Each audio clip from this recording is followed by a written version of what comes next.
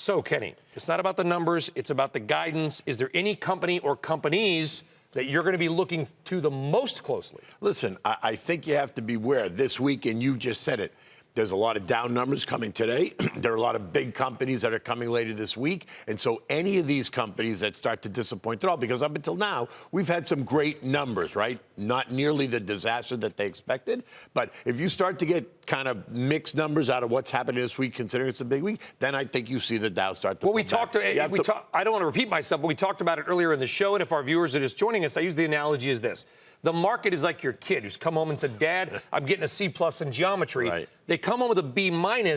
It's not great, but you're happy relative to the expectation. Understood, and that's always the case, right? It's all about what are we expecting, what is the market prepared investors for. So you're right.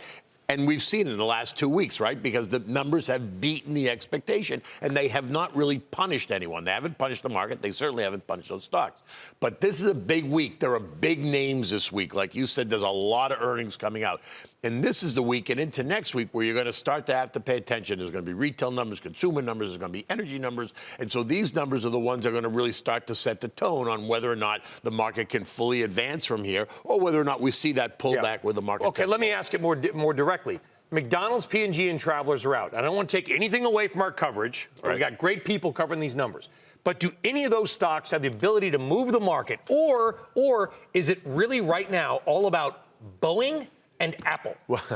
Well, I think yesterday was certainly about Boeing and Apple. Today, you're going to have much more Boeing talk as well, just because, listen, Boeing is appears to be in a bit of a crisis at the moment, right? Appears to be. And it's more of a crisis management, right? How are they spinning this story? Now, look, it is what it is. The plane is not flying. The plane's probably not going to fly for at least a couple of more months, if it ever flies again. Mm-hmm. But the fact is, Boeing is a duopoly there. Boeing and Airbus. If you want to be in the space, that's where it is. Boeing, in fact, is a very good company. Okay, this is the part of the show where our smart viewers say, Brian, nobody looks at the Dow. I get it. It's not what the market pros look at, but it's what gets the headlines on the USA Today and sort of the nightly news. It's the general number we all know. That's right. Boeing, it's a price-weighted index. That's right. Boeing at $336 is the most important stock in the Dow, just from a technical perspective. That's right. But look what happened yesterday. Boeing got hit. The Dow was down, but the S&P was up 11 points yesterday morning when the Dow was down 3 or 4 because of Boeing. So do we ignore the Dow because of Boeing? Well, no. You only ignore the Dow in this moment because of Boeing. You have to look at the broader market if you really want a sense of what the market's doing. And in this case, the S&P represents the broader market. It's 500 names, not just the 30 names. And so you have to be careful. I'm not saying the Dow is not important. Certainly it is. It's, it's historical and all that stuff. But